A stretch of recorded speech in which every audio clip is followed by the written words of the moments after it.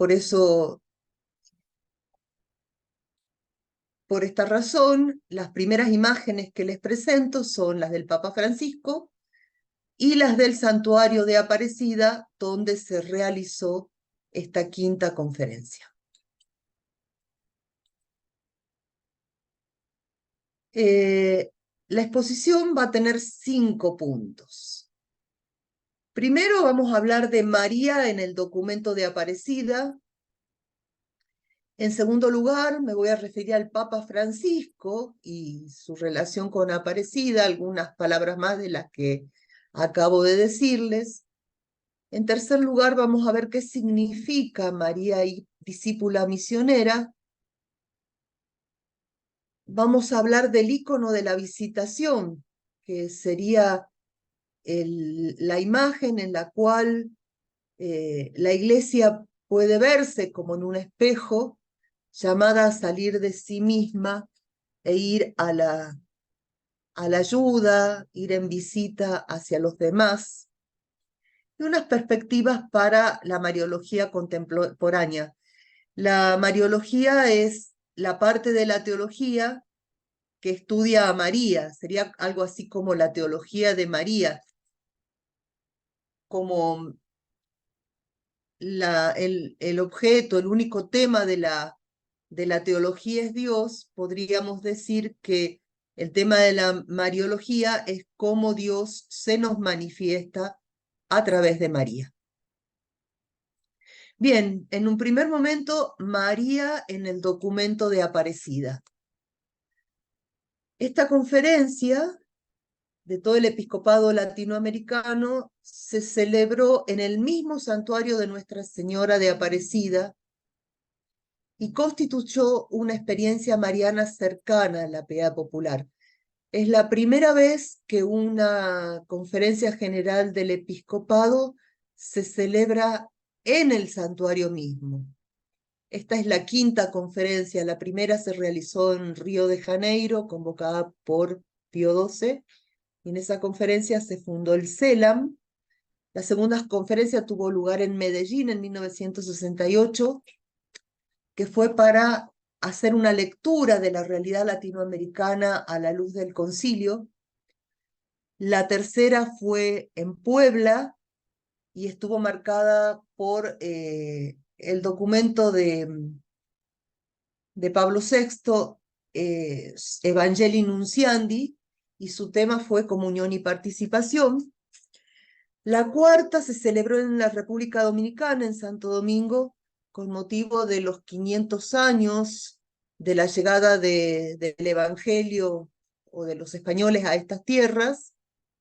Y la quinta, que fue en el 2008, perdón, en el 2007, se celebra en Brasil. Y lo importante es también el ámbito. Los santuarios son lugares de la piedad del pueblo de Dios. La gente se siente convocada por María, y a través de ella se encuentra con Jesucristo. La piedad popular, esa manera de creer en Dios y de manifestar la fe que tiene el pueblo sencillo y que también está en las raíces de la espiritualidad de muchos de nosotros, es una manera legítima de vivir la fe, de ser parte de la iglesia y una forma de ser misioneros. La piedad popular constituye una originalidad histórica cultural de los pobres y es fruto de una síntesis entre las culturas y la fe cristiana. Muchas veces se ha contrapuesto la piedad popular con la piedad oficial, como si fuera una piedad de segunda categoría, una piedad que hay que purificar. Y gracias a Dios, poco a poco se ha ido superando esa visión dicotómica y se empezó a considerar el gran valor que tiene la piedad popular para gestar discípulos y misioneros. Y además la piedad popular fecunda, o debería fecundar, la fe de toda la iglesia. Con su originalidad histórica, cultural, la mayoría de nuestros pueblos tienen raíces indo-afroamericanas, o tienen las raíces de los migrantes que llegaron a estas tierras huyendo de la guerra, tiene el color de los pueblos de América Latina. Aquí en Chile uno sale a caminar por la Plaza de Armas y se encuentra con venezolanos, peruanos, bolivianos, gente venida de otros países que migra huyendo de situaciones de pobreza, de violencia política, cuando no de persecución, y busca en otros países una mejor vida. Y esta gente migra también con su propia piedad, con sus propios santos, con sus propias devociones, que se encuentran con las devociones propias de este país, de cada ciudad, de cada pueblo. Y entonces va haciéndose síntesis, hay como porosidad, conexión entre las distintas formas de vivir la fe. Y los pueblos, los sencillos, se encuentran en estas devociones. En la piedad popular, los pueblos, las personas, encuentran la ternura y el amor de Dios en el rostro de María, que refleja lo esencial del Evangelio. Mucha gente a lo mejor no sabe leer y escribir, pero se encuentra con una imagen de María y no necesita leer. María les hace presente Jesús y el Evangelio. Quizás nosotros también tenemos experiencias de ese tipo. Ustedes saben que una de las devociones más importantes, o por lo menos de las más extendidas en América Latina, es la devoción a la Virgen de Guadalupe, donde se realiza una gran síntesis entre la fe, el Evangelio y las culturas aborígenes, las culturas indígenas. Entonces, desde Guadalupe ella hace sentir a sus hijos más pequeños que están en el pliegue de su manto. O sea, ¿acaso no soy yo tu madre? No temas, le dice la Virgen de Guadalupe a Juan Diego, Juan Dieguito, el más pequeño de sus hijos. ¿Acaso no soy yo tu madre? Y esa experiencia la tenemos todos nosotros. Y entonces, si en Guadalupe ocurre este hecho fundacional que marca toda la piedad latinoamericana, y además todo el pueblo latinoamericano se siente visitado por María, en Aparecida, donde se venera esta Virgen Negra que ustedes están viendo ahí, nos invita a echar las redes en el mundo. Ustedes saben que la Virgen de Aparecida fue encontrada en el río por unos pescadores, se la restauró y poco a poco y en muy poco tiempo fue creciendo esta devoción que es tan importante para el pueblo de Brasil. ¿Qué tiene que ver Francisco con Aparecida? Ahí lo vemos al Papa besando tiernamente la imagen de María de Aparecida.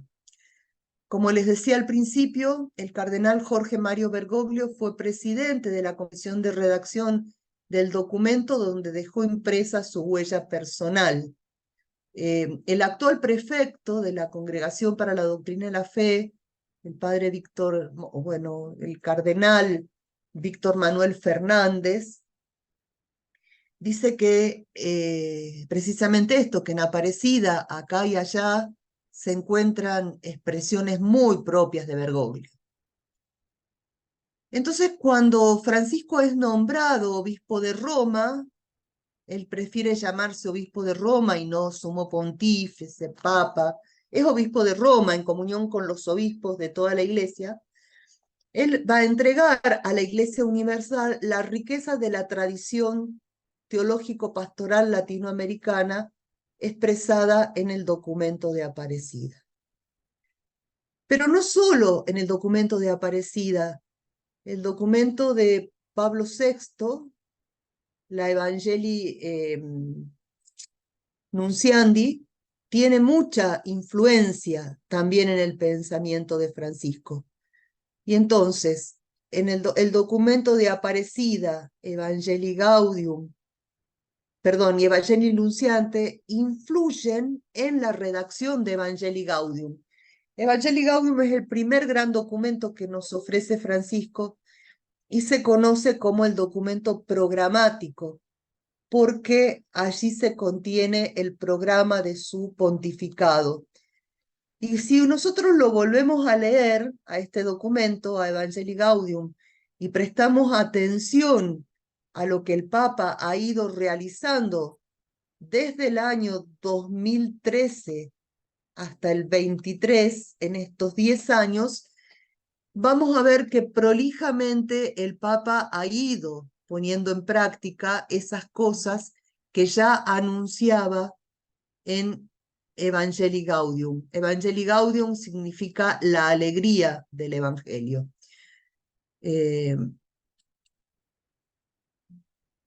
Bien, vamos a centrarnos ahora en la figura de María, discípula misionera.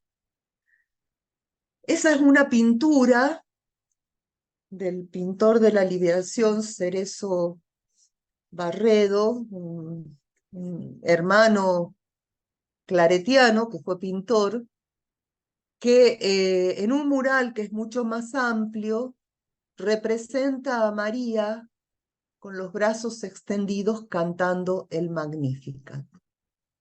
Y atrás se ve como las manos de Dios, que son las manos del Padre, las manos del Hijo y del Espíritu. Ahí solamente vemos una, porque hubo que cortar la imagen, pero son las dos manos del Padre, del Padre, que son el Hijo y el Espíritu, quienes nos van modelando, recreando, impulsando, haciéndonos iglesia.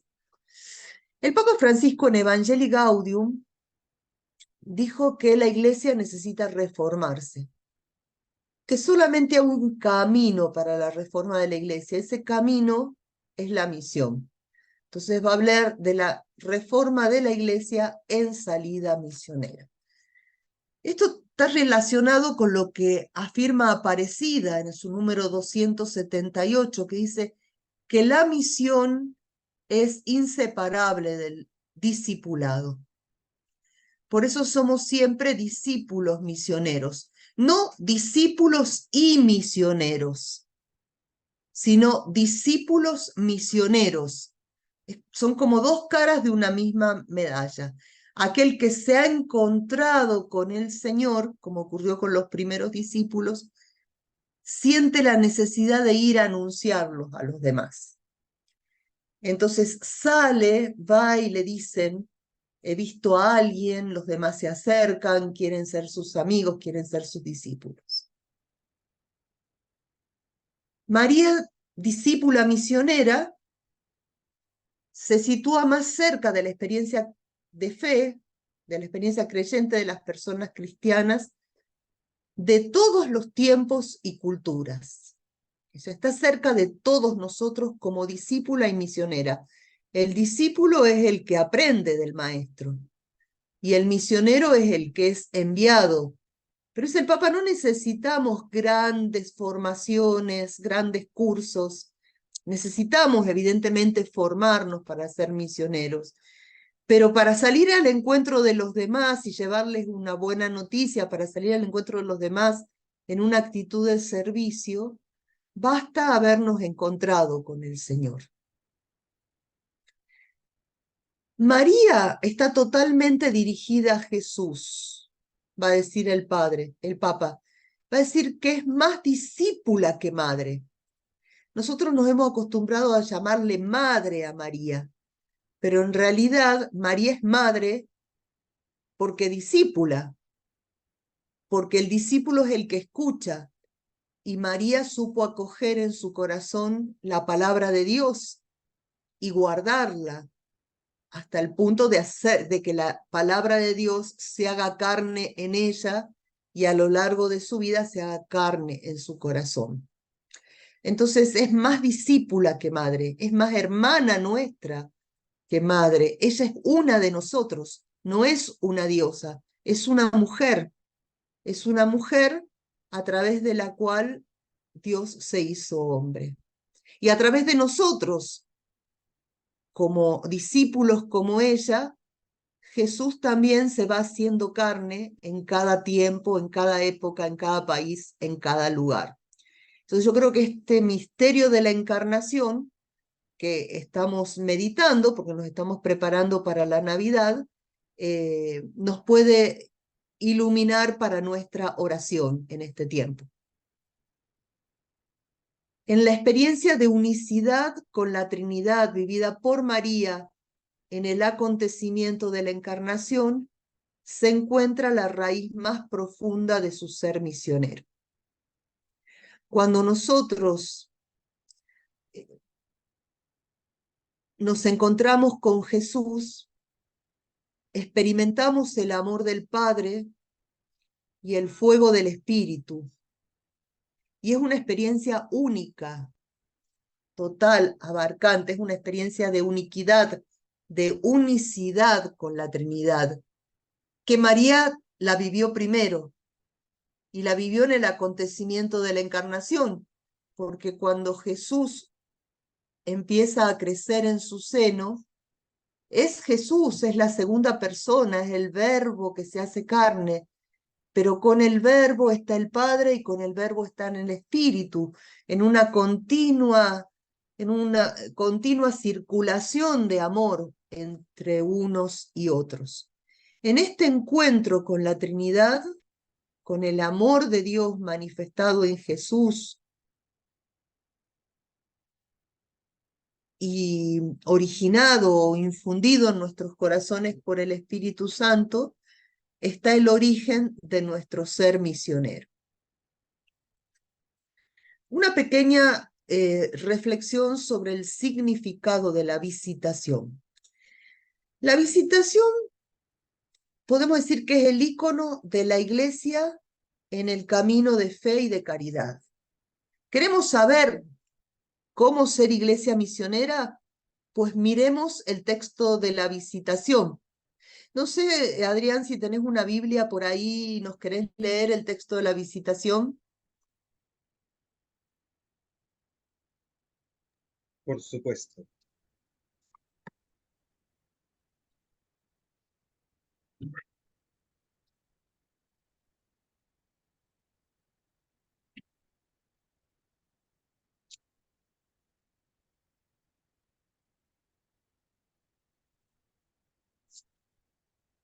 Del Evangelio según San Lucas. El sexto mes envió Dios al ángel Gabriel a una ciudad de Galilea llamada Nazaret, a una virgen prometida a un hombre llamado José, de la familia de David. La virgen se llamaba María. Entró el ángel a donde estaba ella y le dijo: Alégrate, llena de gracia, el Señor está contigo. Al oírlo, ella quedó desconcertada y se preguntaba qué clase de saludo era aquel. El ángel le dijo: No temas, María, que gozas del favor de Dios. Mira, concebirás y darás a luz un hijo, a quien llamarás Jesús. Será grande, llevará el título de Hijo del Altísimo. El Señor Dios le dará el trono de David su padre, para que reine sobre la casa de Jacob por siempre, y su reino no tendrá fin. María respondió al ángel: ¿Cómo sucederá eso si no convivo con un hombre? El ángel le respondió: El Espíritu Santo vendrá sobre ti y el poder del Altísimo te cubrirá con su sombra. Por eso el consagrado que nazca llevará el título de Hijo de Dios. Mira, también tu pariente Isabel ha concebido en su vejez, y la que se consideraba estéril está ya de 6 meses, pues para Dios nada es imposible. Respondió María: Yo soy la sirvienta del Señor, que se cumpla en mí tu palabra. Y el ángel la dejó y se fue. Palabra del Señor. Pero sigue la historia, Adrián. ¿Qué pasa después de eso? Esa es la anunciación. Entonces María se levantó y se dirigió apresuradamente a la serranía, a un pueblo de Judea. Entró en casa de Zacarías y saludó a Isabel. Cuando Isabel oyó el saludo de María, la criatura dio un salto en su vientre. Isabel, llena del Espíritu Santo, exclamó con fuerte voz: Bendita tú entre las mujeres, y bendito el fruto de tu vientre. ¿Quién soy yo para que me visite la madre de mi Señor? Mira, en cuanto tu saludo llegó a mis oídos, la criatura dio un salto de gozo en mi vientre. Dichosa tú que creíste, porque se cumplirá lo que el Señor te anunció. ¿Sigo? No, hasta ahí nomás. Muchas gracias. En realidad el icono de la visitación es el de cuando María se levanta y fue sin demora. Ella recibe la visita del ángel, recibe la anunciación de que será la madre del Señor, acepta y al mismo tiempo recibe del ángel la noticia de que su prima estaba atravesando el 6º mes del embarazo. Entonces María, joven embarazada, se levanta y fue sin demora.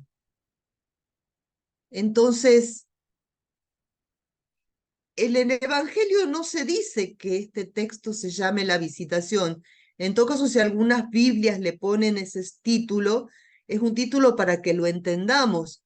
Pero en realidad la palabra visitación no está usada en el texto. Sin embargo, sí en muchos otros textos para referirse a la visita de Dios a su pueblo, como por ejemplo cuando los 3 ángeles visitan a Abraham para anunciarle que va a ser el padre de Isaac. Dios a lo largo de todo el Antiguo Testamento visita a su pueblo. Y así como Dios visita a su pueblo, María decide levantarse sin demora. Esto es importante, el Papa lo señala mucho, esta prontitud para responder, que sea el ícono que nos estimule a nosotros en nuestro camino de fe y de caridad. Levantarnos, ir sin demora hacia aquel que nos necesita. Entonces, esta visita de María Isabel ilumina el proyecto discipular misionero de una reforma de la Iglesia en salida misionera. Cuando nosotros salimos para anunciar, cuando nosotros salimos preñados de Jesús en nuestros corazones, provocamos lo que provocó María, provocamos un encuentro de gozo y de alegría. El niño salta, el niño Juan salta de alegría en el seno de Isabel. Entonces, la visita, que sería el salir hacia el otro, es un hecho gozoso, es un hecho de alegría, que no necesita más preparación que la de un corazón pronto a ir a la ayuda de los demás. La aparición a San Juan Diego en el Tepeyac es manifestación de una nueva visitación a los pueblos americanos en dramática gestación. Los obispos en Aparecida dicen que Guadalupe es la visita de Dios a su pueblo latinoamericano. Y los pueblos latinoamericanos se encuentran en dramática gestación. La conquista fue violenta, inició una etapa de colonización, cuyos coletazos todavía los vivimos, con una renovación de nuevas y nuevas colonizaciones que no terminan de dar alegría y paz y prosperidad a nuestros pueblos. Entonces, en la piedad popular, nosotros sentimos que no estamos solos, que María nos está visitando, dándonos la esperanza. Entonces, la más perfecta discípula del Señor, dice Aparecida, se convirtió en la gran misionera que trajo el Evangelio a nuestra América. Esa cita de Aparecida la toma Francisco en uno de sus escritos. Bien, Entonces, la Mariología del Papa Francisco, en continuidad con Aparecida y en continuidad con el Evangelio, es esta formulación: María es discípula misionera. Con esto no queremos decir que María no sea madre, ni que no sea virgen, ni que no sea asunta, y que no sea inmaculada. Pero esta perspectiva de discípula misionera es importantísima en este momento en que la Iglesia está llamada a una profunda reforma, y a una profunda reforma que se va dando en un parto bastante doloroso para la Iglesia, porque hay muchas cosas que se están cayendo.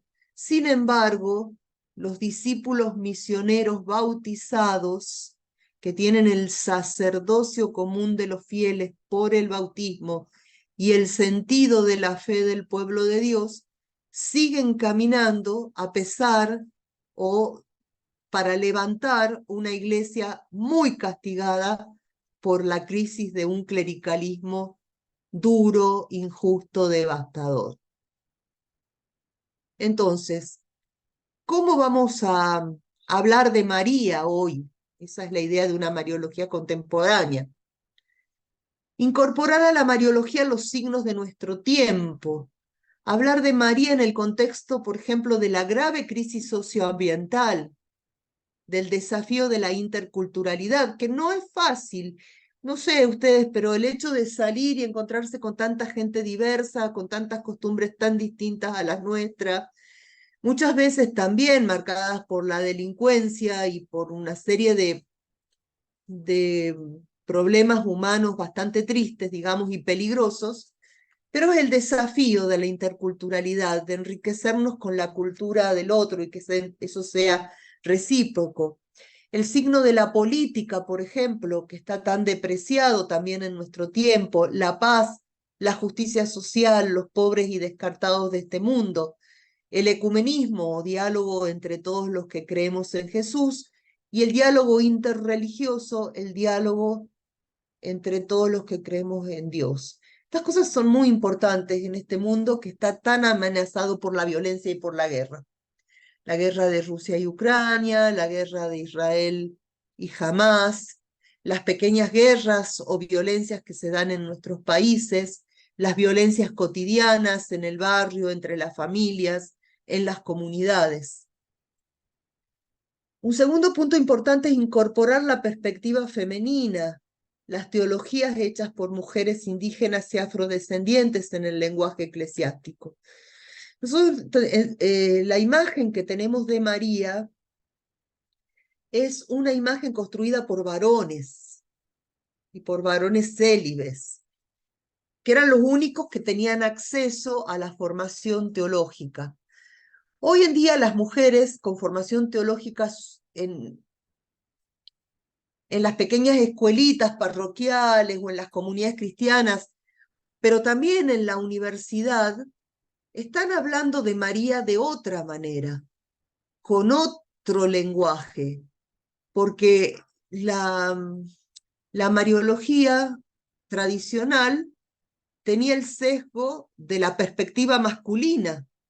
Por más que los hombres hayan sido buenísimos, era la perspectiva masculina que proyectaba en María sus ideas propias de mujer. Otra cosa es hablar de María como mujer.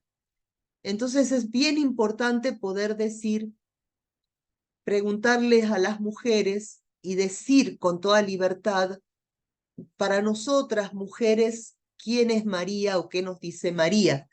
Pero también es importante saber qué dicen de María o cómo viven a María las mujeres indígenas o las mujeres afrodescendientes. Estas voces son muy distintas del lenguaje eclesiástico con el que se armó la teología de María y la liturgia. Por eso es importante dar más voz a las mujeres concretas, a las laicas y a los laicos en general, y en especial a los más pequeños, que son los que tienen una particular experiencia de María. Finalmente, crecer en un discipulado común y sinodal que no deje afuera a nadie, acostumbrarnos a conversar para conocernos, para comprender lo que sucede, para pensar creativamente cómo hacer que nuestra sociedad sea mejor. Por eso María es inspiración para una iglesia en salida misionera. Bueno, esto es lo que yo tenía para compartir con ustedes. No sé si hay preguntas, si hay una conversación que se pueda dar, si hay alguna resonancia que complete y enriquezca lo que yo acabo de decir. La idea sería esa,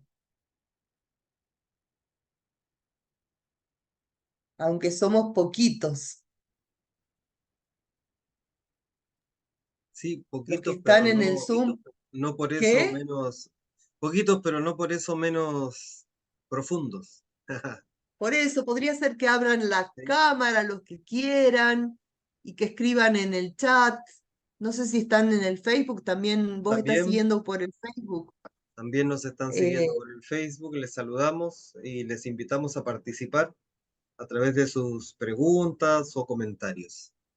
Yo quería hacer un comentario, ¿sí? Si me permites. sí, Tuve la posibilidad mm, tuve la posibilidad de participar junto a ti en este encuentro al que haces referencia, ¿m? Y me llamó la atención especialmente porque el tema de la religiosidad popular, ¿no? Porque nuestro país, concretamente, ¿no? Em,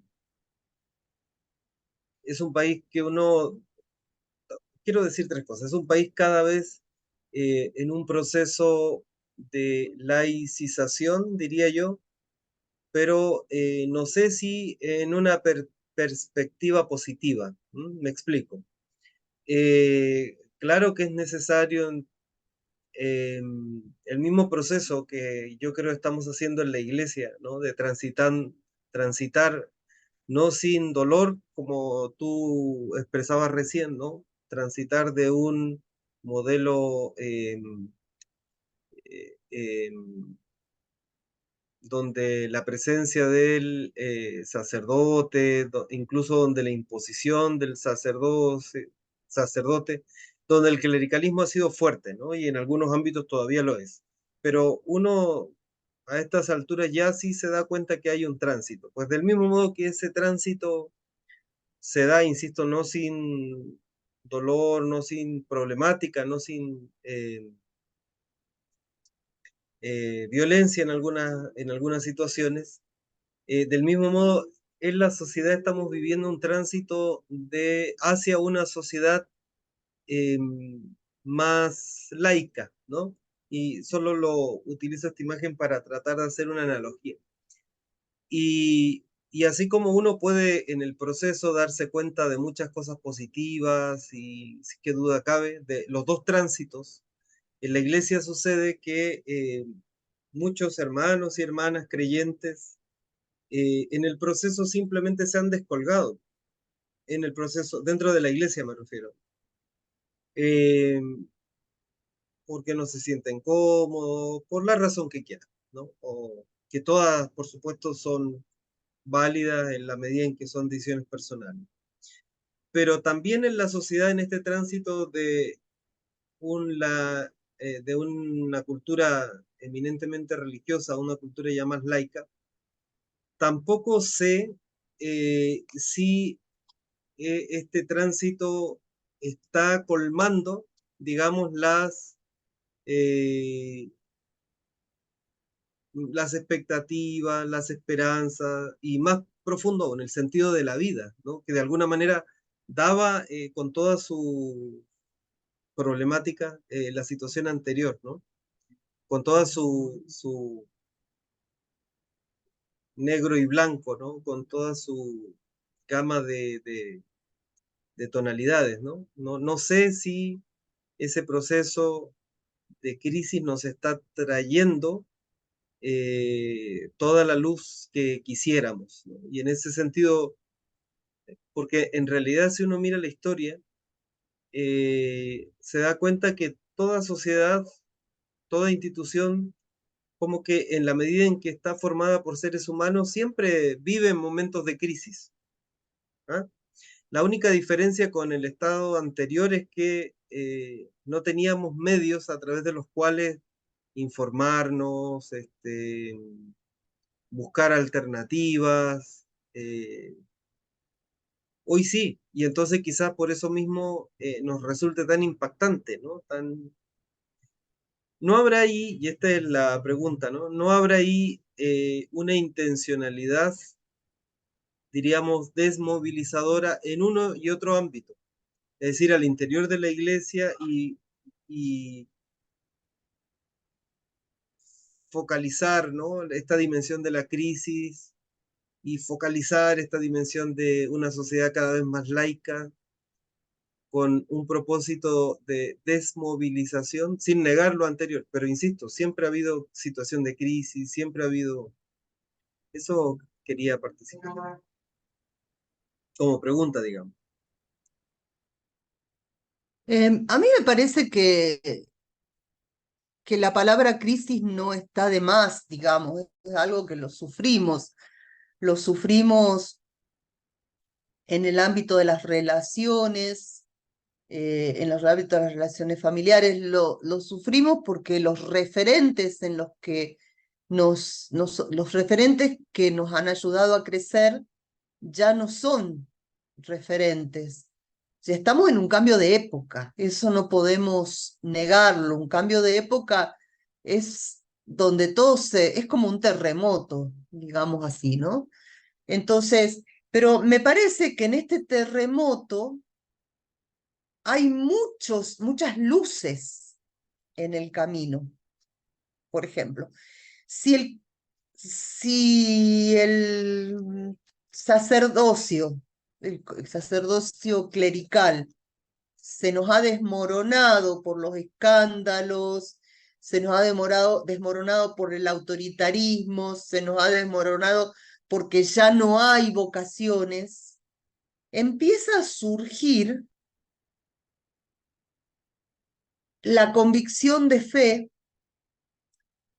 de los bautizados. O sea, la fe, entonces, para mí eso es una luz, eso es una luz, porque, a ver, se ha realizado el sínodo de la Amazonia, ¿no? La Amazonía es el gran bioma este que abarca 9 países y que está siendo tan atacado. Y el Papa nos dice que podemos aprender de los pueblos de la Amazonía. Está en una gran crisis la Amazonía, sin embargo, hay mucha vida ahí. Y ahí en la Amazonía hay muy pocos sacerdotes, hay muchas comunidades cristianas, pero a veces el sacerdote llega una vez al año, una vez cada 2 años que se celebra la Eucaristía. Y entonces, ¿quiénes mantienen la fe? Porque hay comunidades de fe que son vivas y que viven en torno a la palabra, que a veces hacen celebraciones con la Eucaristía que les llevan de otros lugares, pero los que mantienen eso, lo fundamental, el vínculo de la comunidad cristiana, está dada por hombres y mujeres que, que se relacionan en una clave de servicio. Entonces, por ejemplo, ver la Amazonía nos revela eso. Pero yo lo invito a mirar Santiago o mirar los lugares, porque me imagino que algunos de ustedes también no están en Santiago, están en otras ciudades. Miren sus ciudades, miren sus barrios y traten de individualizar personas que no viven para sí, sino que viven para los demás. Como decía el padre Arrupe, ser hombres y mujeres para los demás. Ahí hay una clave de esperanza, por ejemplo, que la podemos ver con mucha más nitidez ahora porque esto no quiere decir que el sacerdocio ministerial tenga que desaparecer, porque es un don, un carisma dentro de la estructura eclesial. Lo que tiene que desaparecer es un modo de vivir ese ministerio. Es el modo en que se ha venido viviendo ese ministerio. Que el cura era el que gobernaba, el que juzgaba, el que sabía, el que predicaba, el que bendecía, el que... Pero si el 90% de las cosas que hacen los sacerdotes las podemos hacer los bautizados. Lo único que no podemos hacer es presidir la Eucaristía y dar la absolución, pero sí podemos perdonar a los demás, no podemos dar la absolución sacramental, pero vivir el perdón en lo cotidiano, ofrecer y dar el perdón, nadie nos lo puede impedir.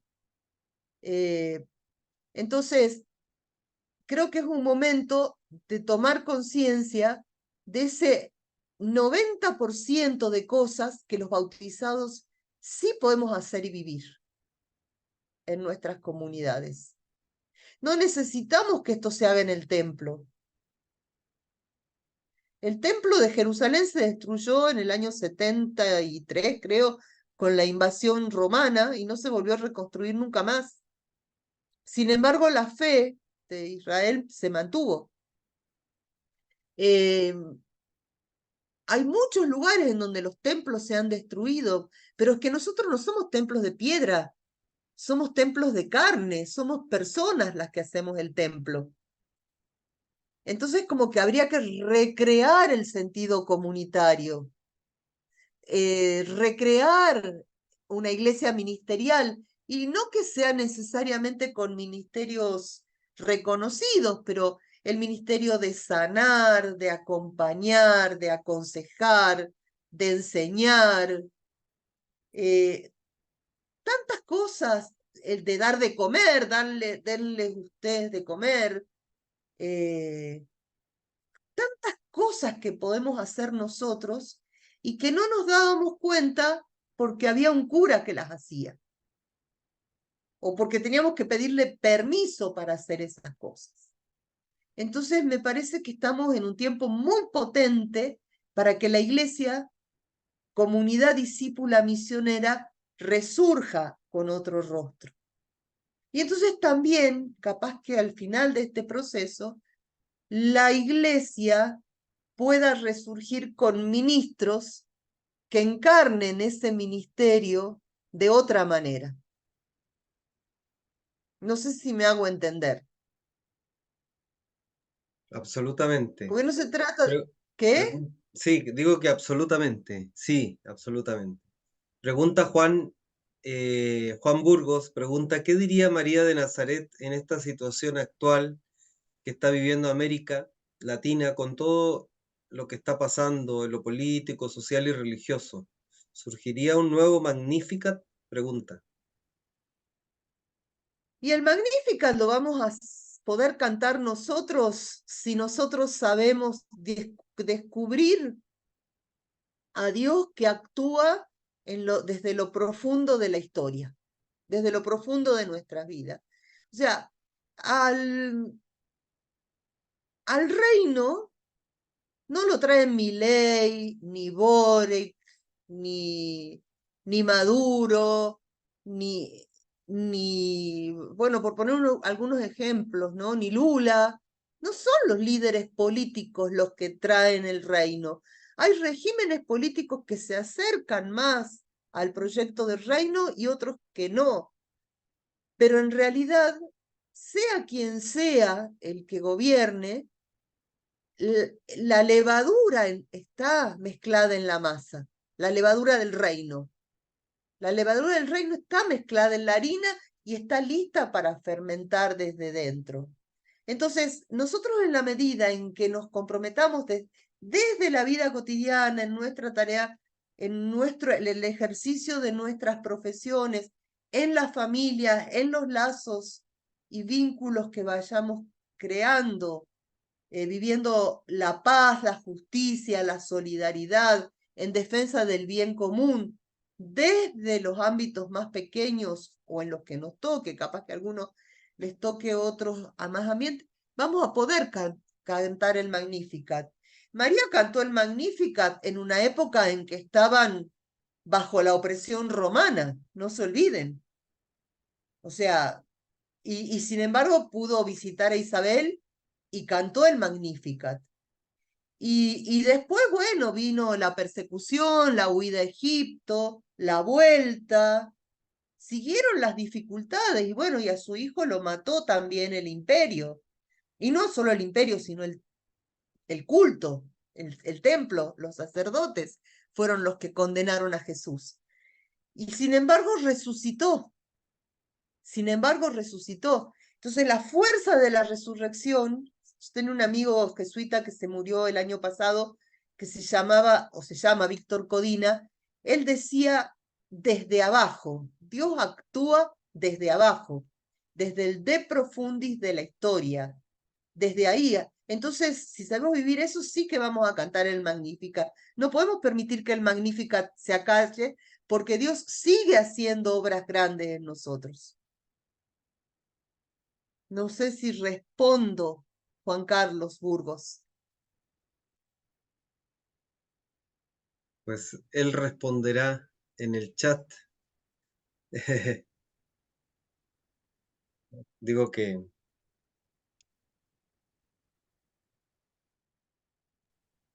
no sé si alguien más desea participar. Dice todo claro. Gracias. Bien.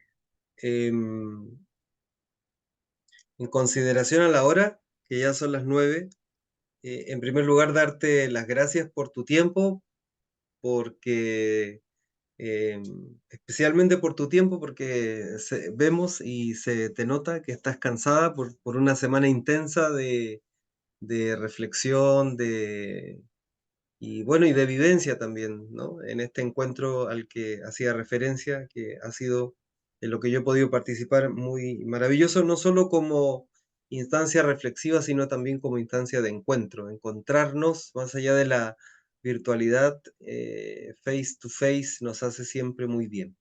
Y volver a encontrarte a ti, más allá de la virtualidad, también ha sido una gran alegría.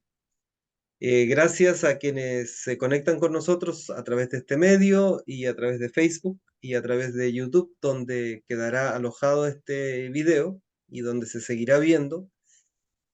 Y también invitar a todos y a todas a que el próximo miércoles nos acompañen. Dios mediante trabajaremos con Fray Enrique González, el mensaje también en esta dimensión de Adviento. Vamos a trabajar el documento del Papa Francisco para la Jornada Mundial de la Paz, que se celebra normalmente el día 1 de enero del año que viene, ¿no? En este caso 2024, pero que sale con tiempo, ¿eh? Y se propone se dispone, perdón, a la reflexión de los cristianos y de las cristianas para preparar el año, en un contexto que, como decía María José, se nos muestra bastante conflictivo, con muchas violencias, en fin, que son para considerar, creo yo. Muchas gracias a todos y a todas quienes nos acompañan, siempre fielmente. Y otra vez vuelvo y digo muchas gracias, María José, por tu tiempo, por tu cariño y por tu disponibilidad. Muy buenas noches a todos y a Buenas todas. noches.